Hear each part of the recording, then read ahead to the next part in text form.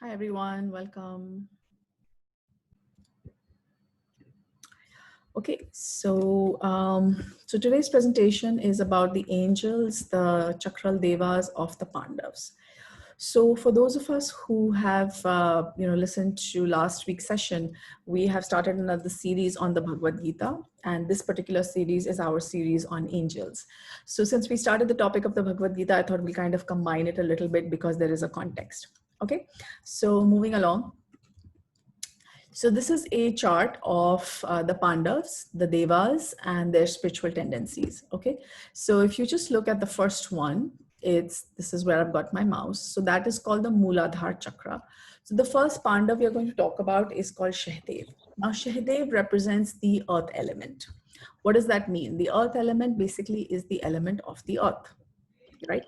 And his father, so to say, is or not father, so the father of all the Pandavas is Pandu. Okay, now Pandu represents pure intelligence, but one thing that I have understood from the various teachings is that manifestation is caused by the devas or the angels. So even when we are healed, for example, when we receive healing, the healer is doing the healing, but there are angels that are helping to manifest that healing. So the angels are really important when it comes to manifestation. So in the case of Shahadev, he is born of what is considered the Ashwini Kumar. I mean, the Ashwini Kumars are two twins. I mean, not two twins, they're twins. And one twin is representative of the earth element. The second twin is representative of the water element. So these are the two lower chakras. Lower chakras in the sense that they are at the lower part of the body. There's the basic chakra at the back, and there is the sex chakra, which is in the front. So in the yogic tradition, these chakras are called the Mooladhara chakra and the Swadhisthana chakra. Now, because it is also the water element, this particular person or this particular entity or this particular chakra basically represents the water element. So if you just think about it a little bit, the water element, the fluid, for example, of the body, which is either semen or whether it is, other stuff, urine, all of that is related to the water element. Water element also refers to emotions. Okay, so our emotions also refer to the water element. Why? Because they are fluidic, they move a lot.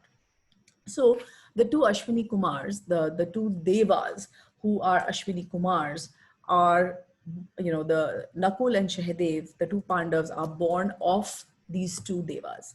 Okay, moving on. Then we have Arjun. Arjun is the seeker. Arjun is born of Indra. Now, Indra is the god of, the skies. Indra is also considered to be the giver of the Vajra. So what is Vajra? Vajra is lightning. Okay. So for those of us who have done psychotherapy, we know what colors are used in psychotherapy. That is also the color of lightning, right? So why are we talking about this? Because the devas are responsible for the manifestation of what? Of the fire element, and that fire element is called Arjun, and that is the Manipur chakra or the solar plexus chakra. Now, how do we remember all of this? Because, pranic healing is a practical kind of school. So the idea of having all this discussion is to help us to remember and to internalize this information, right? So if we get angry, then where does the fire begin to burn? The fire is in the solar plexus chakra. Now, fire by itself is a good element, right? Because fire can also cook food, right? Fire can also heat the human body. So fire is not necessarily destructive, right? But if fire is used in the wrong way, then it becomes destructive, right? So if you decide to get very angry on someone, then there's the fire element, and it's like, here we go. And we can literally burn somebody, hurt somebody with our anger, right?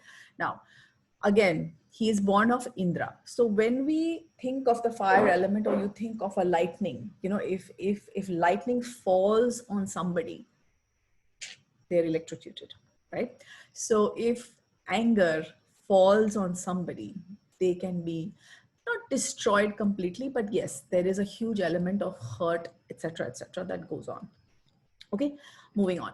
So we're moving on to Bhim, who represents the air element. He also represents pranayam. If you read Patanjali's Yoga Sutras, he also refers to pranayams.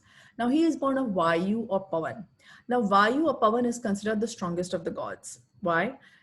Because air can move a lot of things. You know, we've recently been through cyclones all over the country. And as you may be aware, that cyclones can be very, very destructive, right? What about the positive side? Air is what we live on also, right? If we don't have air, if we can't breathe, guess what? We're all dead, right? So what's the idea of discussing this? The idea of discussing this is Bhim, which is the air element, which also represents pranayam. He also represents the heart chakra. Now, this is something we're going to talk about in our next session on the Bhagwad Gita as well, and we talked about it last time, is that the heart chakra, the Bhim, is the one who in the Mahabharata is supposed to be the one who kills either all or most of the 100 Kauravas, right? So if I look at it at an esoteric point of view, what I'm listening or what I'm understanding is that love, which is the air element, which is Bhim, can destroy all our vices, okay? Not just ours, also the vices of others. So if others have vices and if we can remain loving towards them, you know, the air element, the heart element, then perhaps we can make, you know, things better. Okay. Okay. Moving on to Vishuddhi chakra, which is the throat chakra, which is represent Yudhishthir, which is the ether element. Now, Yudhishthir is born of the supreme Devas. He is the one who practices dharma. So he is considered to be the highest level of dharma. Okay. Okay. So now what we're going to do is we are going to move on to the next part. So the next part is basically drawn from a book called God Talks with Arjuna by Paramhans Yogananda ji. Now what he has done is he has described the body as a kingdom, and in that kingdom he has described the role of all the chakras. Okay, so this is a beautiful diagram. It really helps to bring things into perspective. Okay, so let's move on. Okay, so this is drawn directly from the book God Talks with Arjuna by Paramhans Yogananda ji. First, let's talk about the negative side. Okay, so it says here bodily kingdom as ruled by the rebel king ego. What does that mean? That basically means that if the body is ruled by the rebellious ego, then we have certain issues in the body, right? So let's go to the chakras. So in here, he basically says that if we have issues in the basic chakra, so I'm here, you know, in the what's called the coccygeal chakra, which is the basic chakra when we talk about pranic healing. So these basically areas, the basic chakra is responsible for elimination, right? So if the human body does not eliminate properly, then I'm sure some of us know what happens, right? It's called constipation. Or if the human body is starting to excrete too much, then also we have a problem that is called loose bowel movement.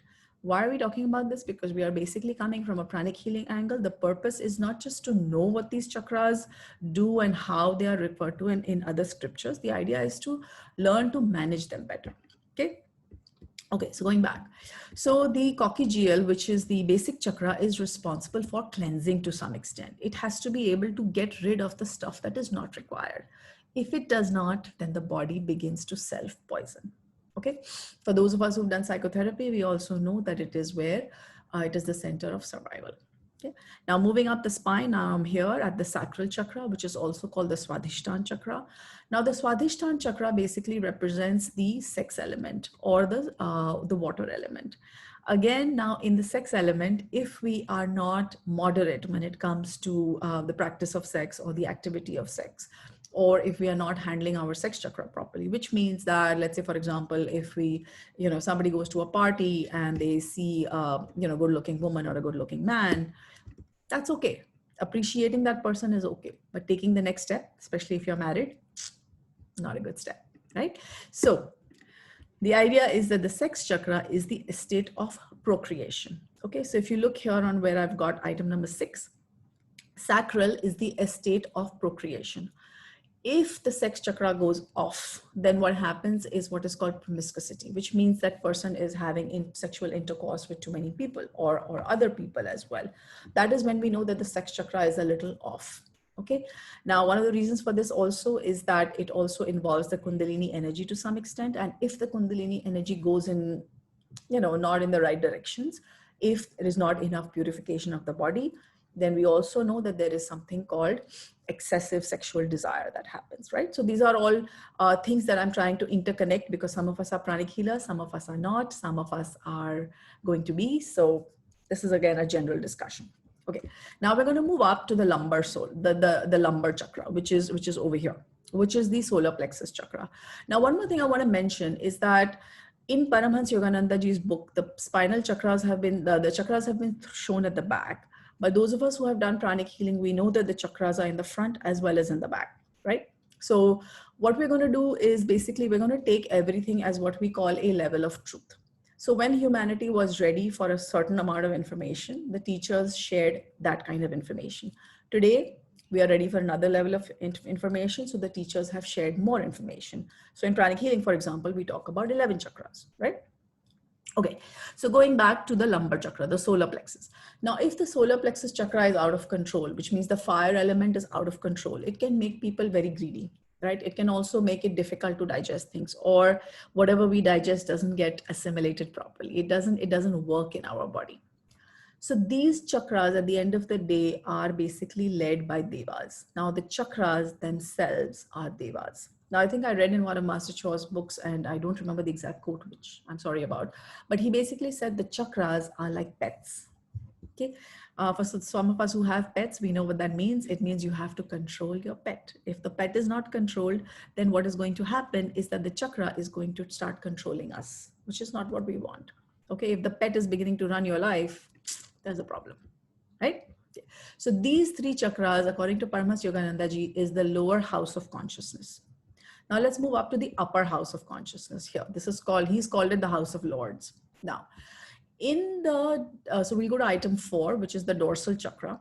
Now, in the heart or in the dorsal chakra, this is the Bhim element. This is also the Vayu element. This is the air element. Now, again, this is relevant because when we do pranic healing, we know that a certain chakra controls the lungs, and that is something to do with the heart, right? Okay, so when somebody gets very sensual, it's like you always want touch, you always want sensuality. So there's the heart, my heart says I want this. Or even when people fall in love to some extent, it's the sensuality that comes in, right? Okay, moving up to the cervical chakra, which is the throat chakra. Now here is where we get what is called cruel and dishonest speech. Okay, so if the throat chakra goes off, if Yudhishthir goes off, then there is a problem. What is the problem? That there is cruel and dishonest speech. Now, I don't know if you remember, but in the Mahabharata, there is one time at which Yudhishthira tells a lie. He basically tells Drona, his guru, that Ashwathama is dead. What he also whispers under his breath is that Ashwathama, the elephant, is dead. But it's still a small lie, because Yudhishthira is not somebody who is known for speaking the untruth. But he does speak an untruth, and instead of saying Ashwathama, your son is dead, he says Ashwathama, the elephant, is dead.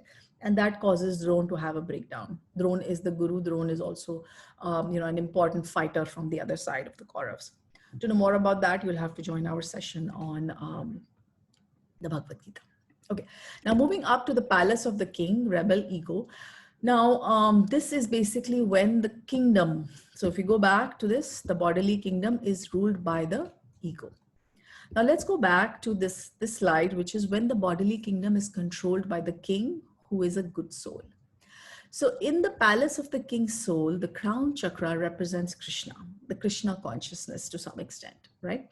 And if we move down, then in Paramahansa Yogananda ji's diagram, if you go down to the Ajna chakra, that is where the noble vision comes from. So the eyes are controlled by the Ajna chakra, and the noble vision also comes out of the Ajna chakra. Going back down, we have the cervical, which is the throat chakra. Now it's important for us to speak the truth. Often we don't, sometimes we don't. We think a white lie is okay. Yeah, maybe not. But what happens is that the throat chakra deva does not like lies.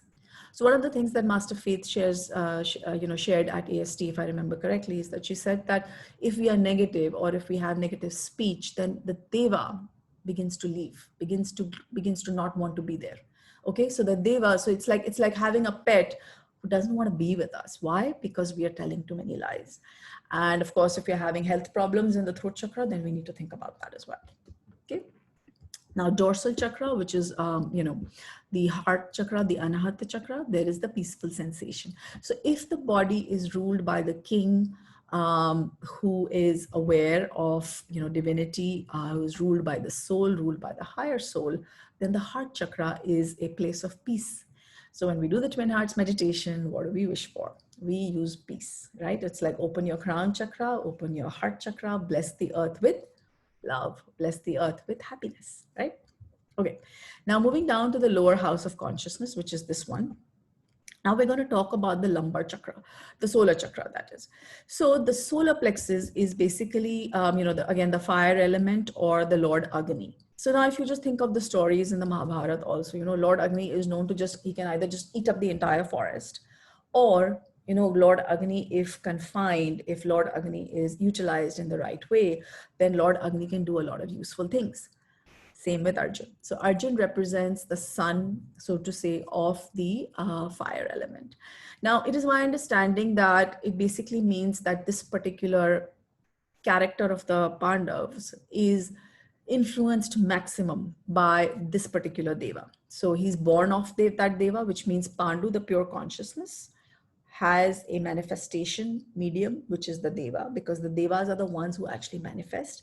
And Arjun represents or is drawn his energy from the fire element. Okay.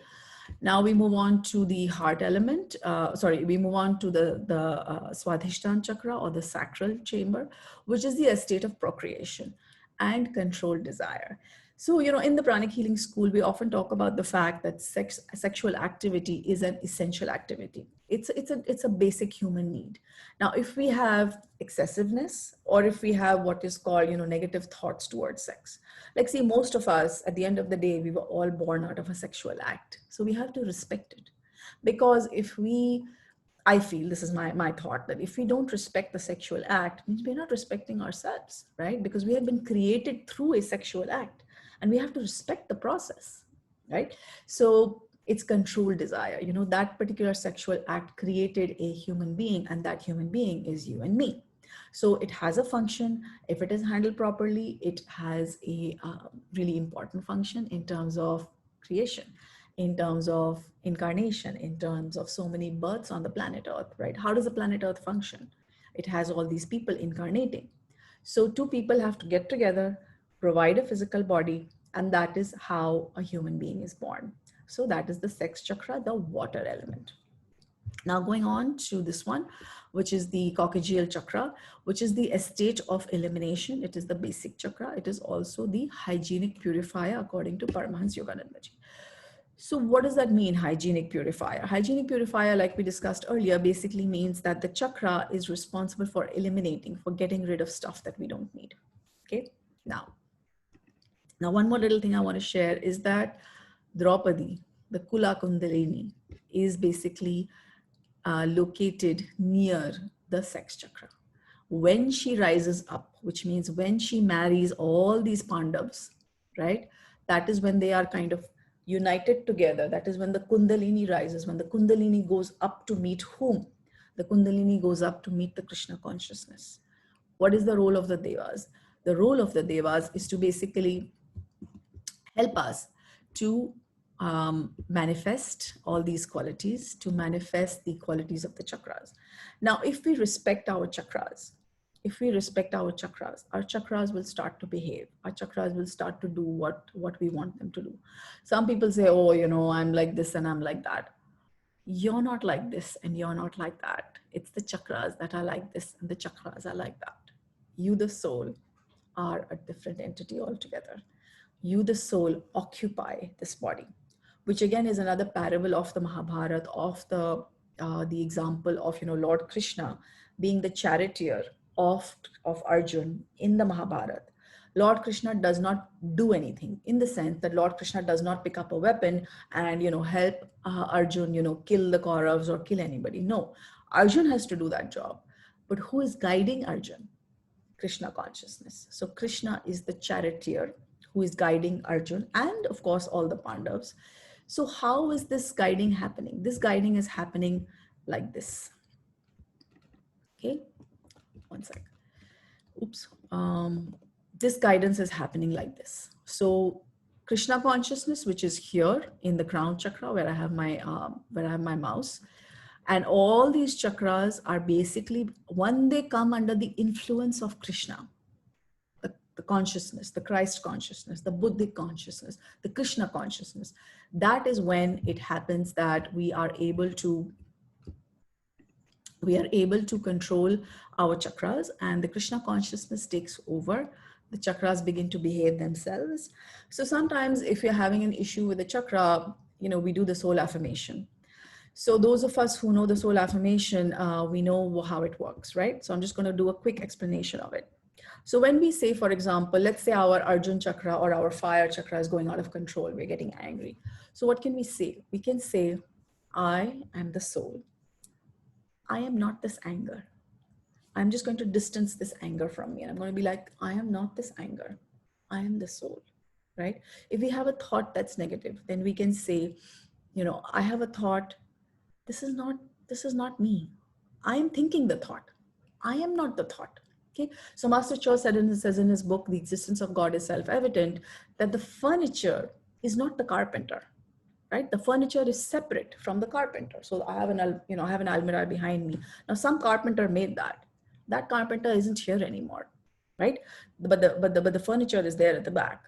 But the carpenter is not the furniture. Similarly, we produce the thought. We produce the emotions, but we are not the thought. We are not the emotion. Just like the carpenter is not the furniture. It's separate. Okay, so there's a short question on explain the Draupadi part. So I'm just going to do a quick review of that. So Draupadi is known as the Kula Kundalini. She is also called the Yagnaseni. Again, we'll be talking more about these topics in our session on the Bhagwad Gita, which is on Sundays. But to explain, the Kundalini is located at the base of the spine. She's also called the fiery serpent. So those of you who know the birth of Draupadi, you also know that she was born of the fire. Now, Draupadi also is someone who burns through, right? So when Draupadi rises, or when the Kundalini rises, it begins to burn our vices.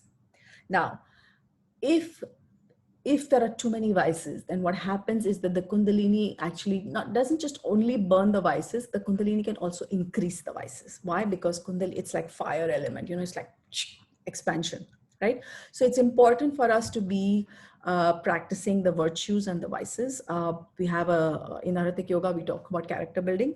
So before the Kundalini rises up, before Draupadi goes up all the chakras, all the way to Krishna consciousness, the chakras have to be cleansed, right? And in Arhatic yoga, we have a process for doing that. It's a very systematic process of doing that. Kundalini represents, so that's why they say Draupadi is married to what? To all the 5 Pandavas. And you're thinking like, how can one woman be married to 5 chakras, 5 people? See, historically, I don't know what was true. Maybe it is, maybe it's not. I don't really know. I wasn't there, so I think I wasn't there. So I don't really know. But what I do know is that when Draupadi rises up, which means when the Kundalini goes up, she goes up all the chakras, and the chakras have to be clean. And as Draupadi goes up, or as she marries every chakra, and as she marries one chakra after another, that is when the person becomes an Arhatic. Okay, so that's where we are, and now we will stop this discussion because the idea. So what was the topic? The topic was Devas. So we know that all our chakras have Devas. We've only talked about 5, which are the Pandavas. All the chakras can be controlled by whom?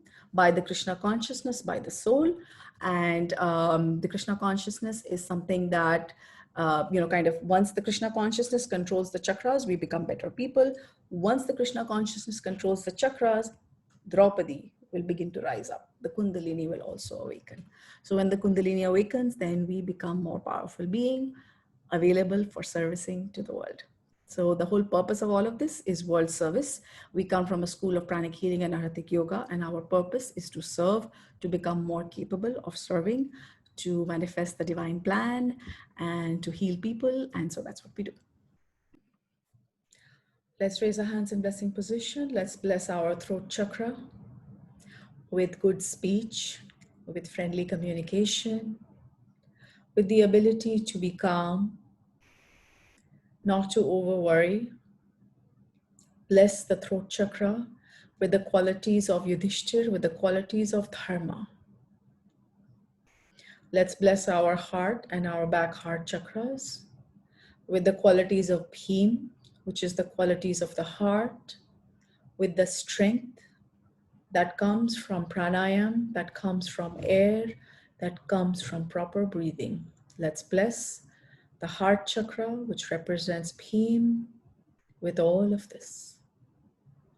Let's bless our solar plexus chakra, which represents Arjun, which represents Indra, the king of the senses, the king of the skies. Let's bless the fire element.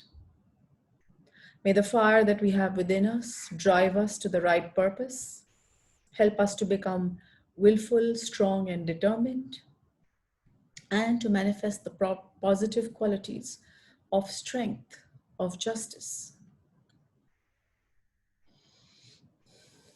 of the ability to spread rapidly and properly, with the ability with heat, with the right heat, loving heat, kindness. Let's move down to the other chakra, the sex chakra, the Swadhisthana chakra, born of the Ashwini Kumars, the basic chakra and the sex chakra. Let's bless them with the ability to procreate properly, to use sexual activity with moderation, to also to the basic chakra. This is the Nakul and Shahadev chakras. To bless them with the ability to have proper elimination, maintain hygiene in the body, to have control over sexuality and sex, and control on the earth element and the water element, to have control on the solid body as well as on all the liquids in our body. Okay, let's also bless everyone affected by the coronavirus, the entire planet Earth. Let's bless our projects, our homes, and our workplace. Thank you. Okay.